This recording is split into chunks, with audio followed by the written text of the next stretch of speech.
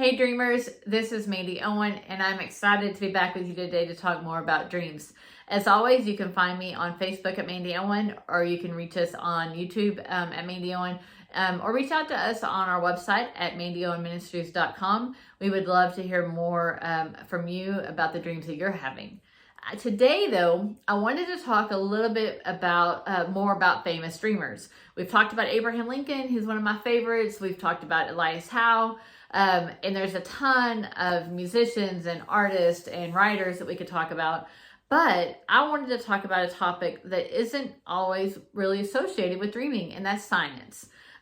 There are some amazing discoveries and breakthroughs that happened in science through dreams. And I wanted to share a few with you today. We're going to start with the periodic table.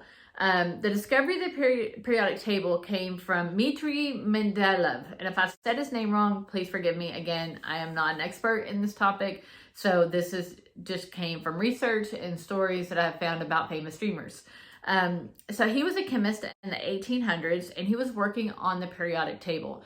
He was having issues. It wasn't coming together. He had all the note cards and things out, trying to put the periodic table together and trying to work through those solutions. And he was struggling.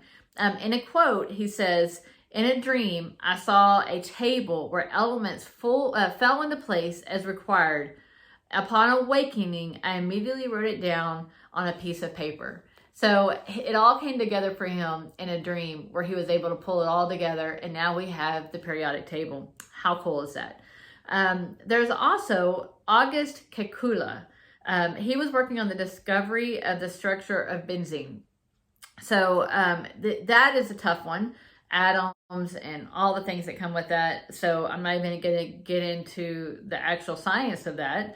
But I do want to go into, he was struggling. He had been working on this, and he was having a difficult time with the atoms and like how everything bonded together. And it wasn't coming together for him. And so it says on a cold night in 1865, he was working on this problem in his room. He was he'd been up late trying to get it all resolved, trying to work through the solution. And he fell asleep by the fireplace. And as he fell asleep, he had a dream. And this is a dream that he records. He says he dreamed of an atom dancing through like the air, and it formed into a snake. The snake then turned its head and bit the tail. So if you can see, you had all these atoms dancing around in his dream, and then it turns into a snake, and the head of the snake it curls around. The head of the snake bites the top of the snake. It becomes like a circle, where it all becomes one. The head's biting the tail. And that's a pretty weird dream. Okay, so you wake up from that dream and you're thinking, man, I've been working on this too long. I'm tired. This is too much for me. But he didn't. It kept dancing around. It says it kept dancing around in his head. He kept thinking about it. He kept seeing that snake swirl around and bite the tail. And from that, he got revelation on what that meant. And this is what he says. He says he awoke and realized the dream had been telling him that the benzene molecules are made up of rings of carbon atoms, which led him to the discovery of the chemical bonding and the understanding. It led him to the understanding of chemical bonding, which led through major breakthroughs in chemistry and all the things that he was working on, which super, super cool. Another one that I really thought was cool was Rene Descartes. He really built the framework for the scientific method. And he really, if you go back and research the scientific method, he was the one he built the entire framework for it. And what he writes is really, really cool. He wrote that the basis, and you can actually, you can go back and read his work. It's all documented on the discourse on the method. So all the things that he kind of pulled together from the stream he had is documented in his work. And so he writes that the basis of the scientific method came to him in dreams. It wasn't just one. It says in dreams that he had on November 10th, 1619. So that, again, how many of us have had a dream? We wake up, we go back to sleep, we have another dream. Then we wake up, we go back to sleep, we have another dream. And we're like, God, what are you saying to us? He was wise enough to kind of put those dreams together, as was the previous one we just talked about. He didn't discount it. He sought deeper revelation of it, which is really, really super cool. My favorite one for today, though, is going to be Otto Louis. This is he was from the 1920s. And I love his story because he was working on the study of nerve signals and like how our body, receives nerve signals. And he had a problem. He couldn't he didn't get breakthrough on the solution to this. He wasn't getting the full revelation of it and the breakthrough that he needed.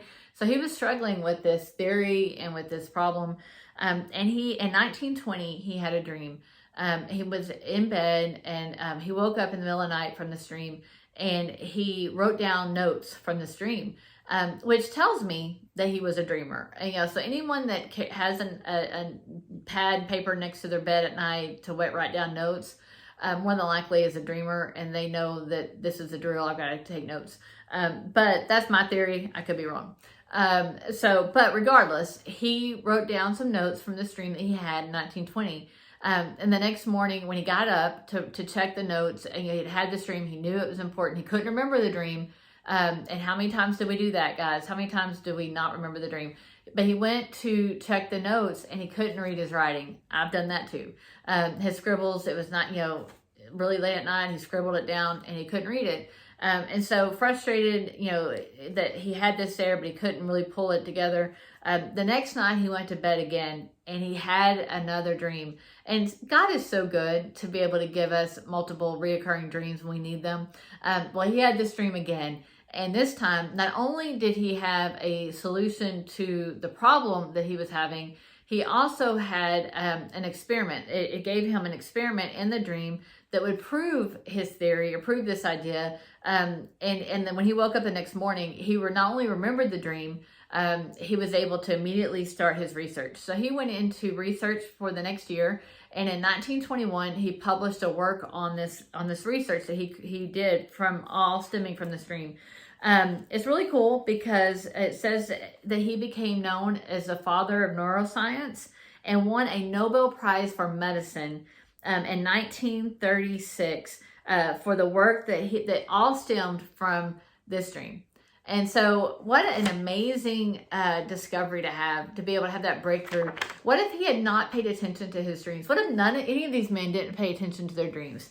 I just want to encourage you. What are you dreaming right now? What solutions and creative ideas is the Lord giving you that maybe you haven't paid attention to? All throughout history, all throughout the Bible, people have always paid attention to their dreams. Even in the Old Testament and the New Testament, for those people that believe in one or the other, all throughout history, different cultures, different countries, people paid attention to their dreams. For some reason in America, in today's culture, we don't pay as attention to it as much as we used to, and we discount it. But I want to encourage you. What are you dreaming? And what is the Lord speaking to you? What creative solutions is he giving you? Guys, keep dreaming and reach out to us. We would love to hear from you. See you next time.